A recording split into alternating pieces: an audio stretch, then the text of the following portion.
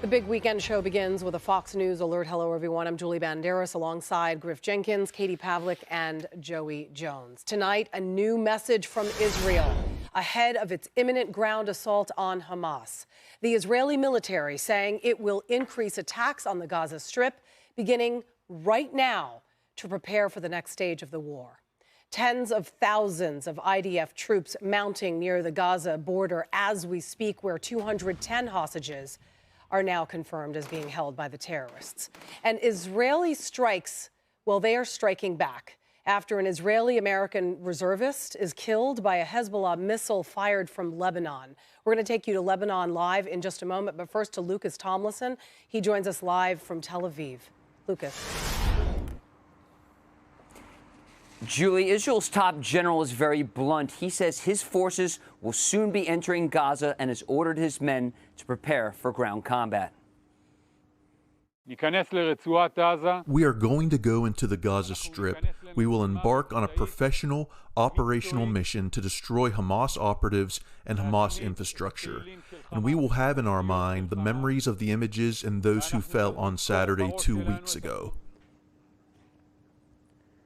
Now, Israeli forces taking in some live fire training, but experts say what you're seeing here on the screen will bear very little resemblance to the urban combat those forces will be facing. Historically, when you look at urban combat from the famous battles of Hue to Fallujah, there's nothing easy about it, to put it mildly. Hamas will be waiting. They have likely booby-trapped the remaining buildings that have not already been leveled. One of the goals of the IDF, push Hamas out to sea and prevent Gaza from being a rocket launch platform and a place to plan the worst massacre in Israel's 75-year history.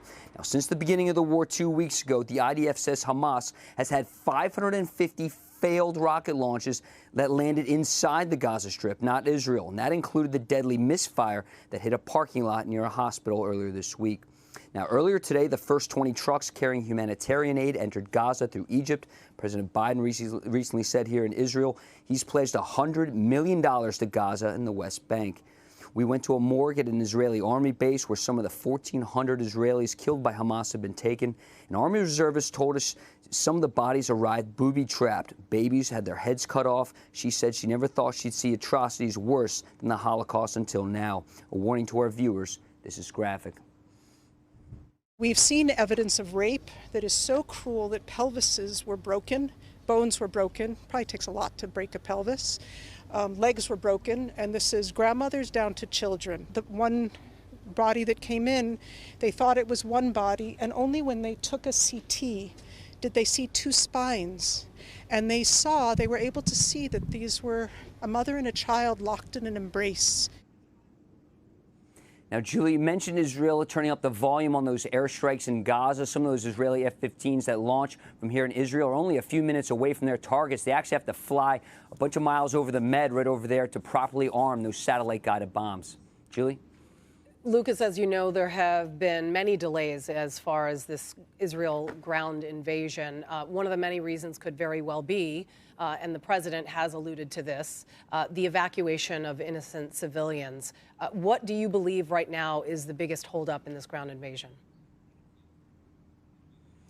Well, President Biden said when he was going on aboard Air Force One yesterday, when the question was posed, would you like to see the ground assault on Gaza delayed in order to get more hostages released? We saw the release of those 2 American hostages, that Chicago area mother and daughter, just yesterday.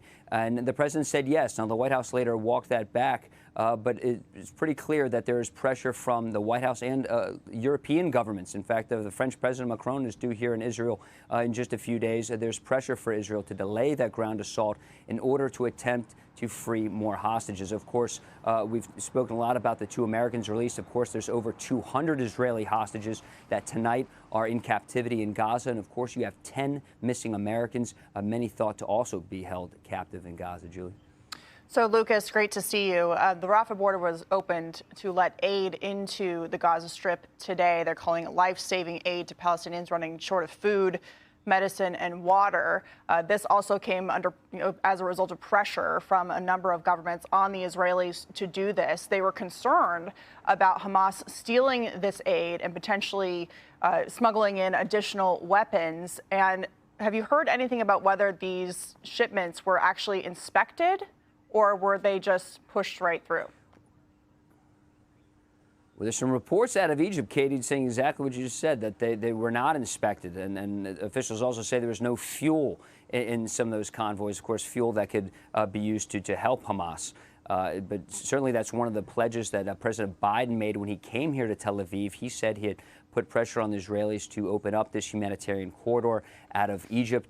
Prime Minister Benjamin Netanyahu was very clear, though, no aid will be going from Israel directly into Gaza. Lucas, it's Griff, and I want to talk to you a little bit about the battle space you mentioned in your report. This may be the invasion of Gaza, similar to that in Fallujah, where Joey served, where I was, although in this case, it's considerably more complicated because it's even denser. Talk to me a little bit about what they're going into and what you're hearing about how they intend to deal with that fighting environment. Well, just last night I was talking to some officials here on the ground, and they were saying that, you know, your typical Hamas home, it's going to be like a kill house out of a Dr. Seuss book. I'm not exaggerating, just the difficulty level. You know, Hamas, they haven't just had 2 weeks to prepare for this battle. They've had years.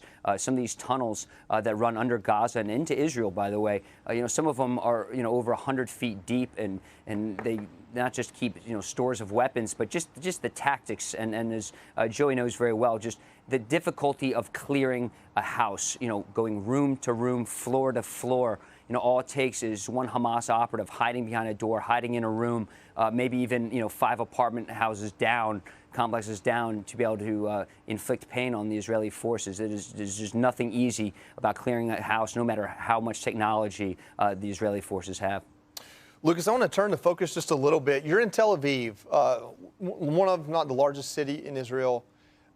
What is life like for Israelis? Are kids going back to school? Is there a contingent of Israelis that are back to normal life? Or is the entire country in a feeling of, hey, we're in war right now?